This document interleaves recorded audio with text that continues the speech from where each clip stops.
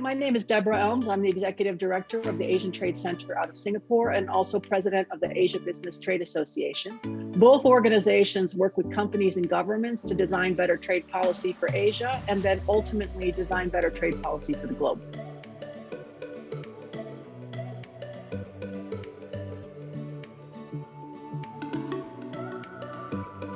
Well, partly because we don't have any consistent global rules that govern digital trade. We don't have rules on data issues. We have very limited consistent rules on digital delivery of services. We have only some rules that cover e-commerce goods trade in the cross-border space. We're lacking intellectual property rights rules that apply to the digital era. So because we don't have global rules that bind governments in certain ways to rule on these issues consistently, we end up with a growing sense of regulatory fragmentation, which is captured very nicely in this report, where we have all kinds of inconsistent policies on how we deal with data, how we deal with personal privacy, sector-specific privacy concerns, how we deal with e-commerce goods trade, whether or not we allow digitally delivered services, how we manage those services once they arrive, and especially in terms of taxes and tariffs and so forth. What we do about intellectual property rights protections varies. The way we handle competition in the digital space is different. So there are a growing set of inconsistent regulations that are developing as governments try to manage a rapidly evolving digital landscape without having clear and consistent global rules in place.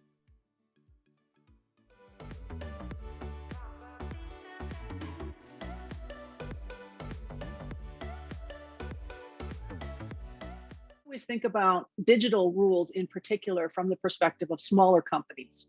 So imagine that you are trying to be a micro multinational. So sit in your living room or garage or front lawn and deliver goods or services to anyone, anywhere, which was the promise of the digital revolution.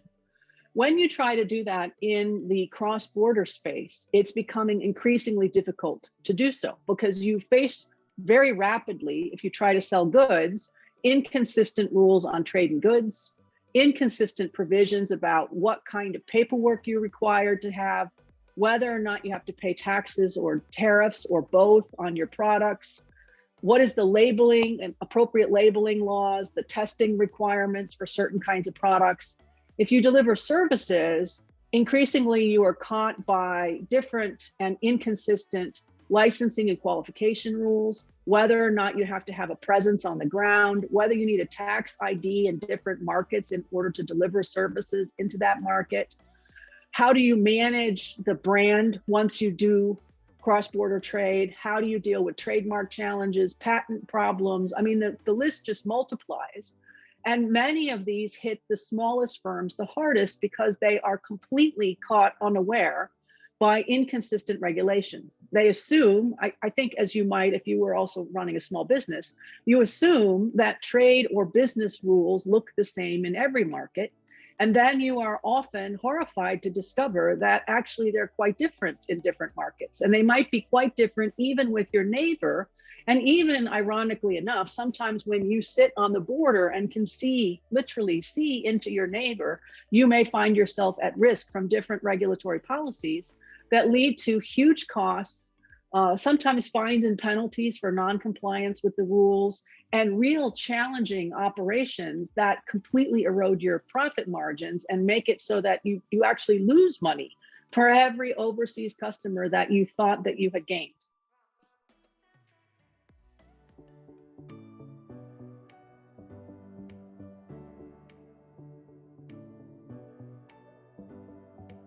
I think the smaller firms are the most impacted, and actually consumers as well. But typically when we discuss digital fragmentation, we talk about large multinational firms and especially about digital firms. But I think it's important to remember that they are important, of course, but they're not the only actors in the ecosystem that are affected by fragmentation or by regulation in general. So I think it's critical actually to think about, what does this do for smaller firms? What does it do for customers? And if I were to point at some of the more obvious examples of fragmentation, that can be quite damaging. Some of them are obvious, lots of different rules around data, data flows, data hosting, data privacy. But I'm going to mention one that actually may not even be picked up in the database that you have collected, that nonetheless is critically important to both customers and to small businesses, which is something called a de minimis. So in e-commerce, it used to be the case that there was a level, a small level, but a level under which you had to pay no duties or tariffs, no customs paperwork, and potentially not taxes as well, VAT or GST on your goods. Increasingly, especially here in Asia, first of all, we have inconsistent levels of de minimis. It could be as high as $1,000. It could be as tiny as literally, at one point it was 13 pesos in the Philippines, which is, I think, less than a penny. So completely inconsistent de minimis levels. But increasingly now governments, especially in a quest for revenue, have squashed the de minimis down to potentially zero. So what does that mean then for a firm? If I want to export a product, so let me just pick one that a firm, this happens to be a small business that we work with that sells essential oils. You want to send an essential oil or something like it.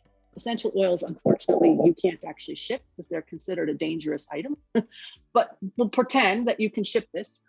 If the de minimis level, you're not shipping 40-foot containers. You're a small business. What are you shipping? One bottle. So you stick it in an envelope, you stick it in a package, you ship it across a border. And the problem with the de minimis level is the company that was selling this essential oil had no idea that they were suddenly going to have to pay tariffs, which can be very high actually on essential oils or candles or lotions or soaps.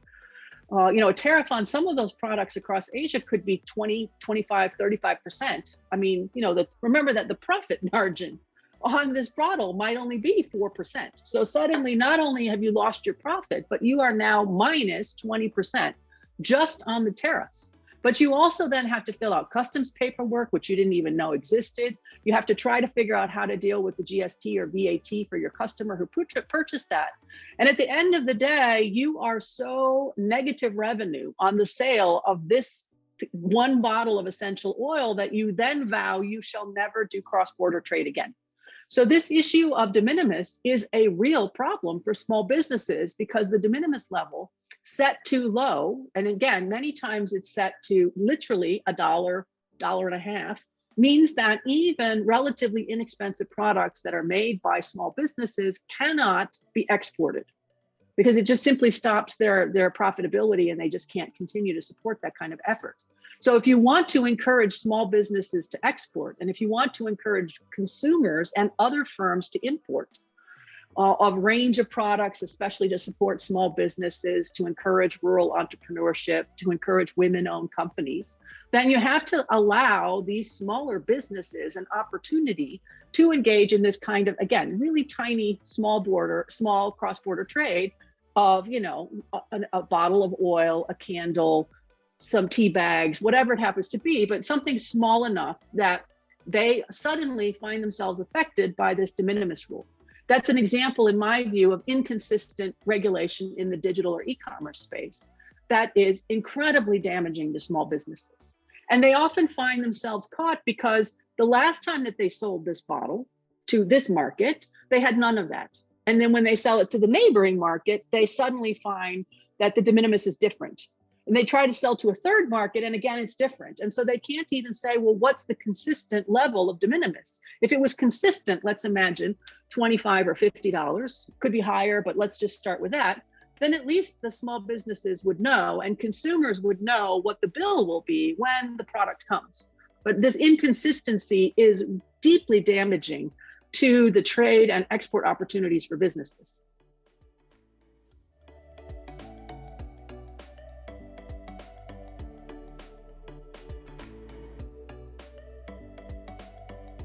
Without information, then you're flying blind. So you are assuming that others regulate things the same way that you do, even though you know that that's probably untrue. You don't have the time and you don't have the resources to be able to check on what are your neighbors, and even worse, what are further away neighbors actually doing in the space. And so if someone's not collecting that information for you, then in a way, it really is hopeless. It's down to sort of chance or luck. you happen to be at the same event, you happen to be at the same conference, you're in the same, senior officials meeting where someone mentions what they're intending to do, and you realize, oh my goodness, now we have a problem, we're out of alignment. But absent that, there aren't a lot of places where we can get this information or share this information. We don't tend to bring together many of the regulators that apply to digital trade into the same space or the same room, and we don't do that often enough. And so then again, it's more ignorance and just lack of information that creates all sorts of problems. So the first step to fixing that is to get together as much information as you can, because these trade officials and regulatory officials of all kinds are also time and resource constrained. They have, depending on where you are, they could have hundreds of meetings in a year at the international level that they might have to attend. They may have multiple meetings internally within different government agencies and ministries. They don't have a lot of time themselves to figure out what are their own policies, and they certainly have no time left over to figure out what is anyone else's policies.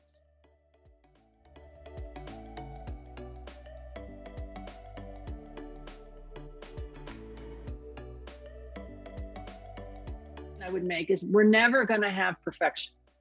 So there are governments who are sitting on the sidelines, I would argue, while they wait for all of the data to come together, all of the best practice information, all of the various elements that come together to create the ideal digital trade policy agenda. And I think that's a mistake. We can't wait for everybody to have all the information they need, all of the resources they need, all of the capacity building they want, all of the digital divide squashed to zero. I mean, there's no way to achieve perfection. So the first point is you need to act before you have everything that you would ideally like in place. The second is that global is better. The more that we can have consistent rules across the largest imaginable number of governments and markets, the better it is. So keep working on global rules. But if that remains stuck, then at the least try to create some kind of consistent rules in the regional areas, in even bilateral areas. Do it however you have to. If you need to anchor it in a free trade agreement, do so. If you need to make an independent digital agreement, do so. If you need to have a cooperation commitment in order for your regulators to have an excuse to sit down together and share information, do that. I mean, there's a lot of different ways that we could minimize the fragmentation, but we have to start. We have to make it as big and as inclusive as possible, because that's much easier. And then you have to solve this in a variety of different ways. Now, unfortunately, because I can already hear people saying, but doesn't that sound more fragmented? If you're saying do this in whatever format works, aren't you going to make the situation worse?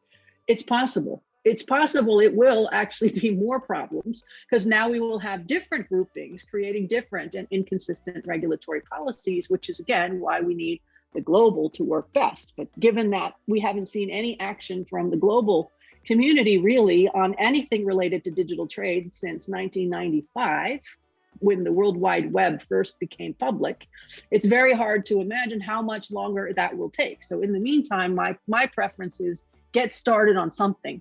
Try to be as integrated as possible. Try to get information about what your neighbors are doing. And again, my deepest respect for this kind of initiative that you're working on, because without that information, then you're just guessing at what you think the right policies should be, and policies that you think won't be conflictual with others. But if you don't know what their policies are, then of course we're running into a complete disaster. So having the information, trying to create alignment, trying to create consistency, a commitment up front to cooperate, very useful, and then actually delivering on the ground results that benefit businesses. So you have to, as always, talk to companies about what is it they're trying to do, what is it that they can't do, and why. So this de minimis problem, for example, comes about because governments actually don't understand how or why de minimis makes a difference to small businesses.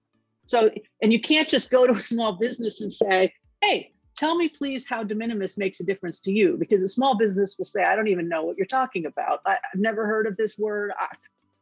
So you have to be very careful about how you ask these questions, but at the end of the day, it matters. And so the practical on the ground feedback from companies that are trying to do things is super important in creating policies that solve the most pressing issues for companies.